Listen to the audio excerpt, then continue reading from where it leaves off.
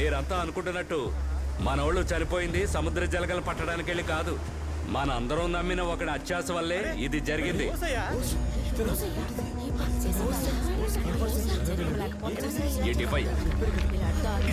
ఈ బంగారపు రాళ్ల కోసమే ఊరి ప్రజల్ని బెదిరించి చిత్రహింసలు పెట్టి సముద్రంలో ఉన్న బంగారు నిధిని దోచుకోవడానికే చంపేశాడు. సముద్రం లోతున ఒత్తిడి తట్టుకోలేక ప్రాణాలు విడిచారు మన కుర్రాళ్ళు.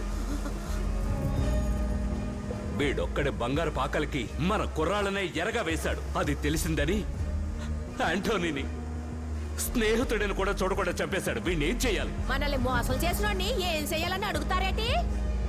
ఏంట్రా చూస్తున్నారు? కొట్టి చంపండి.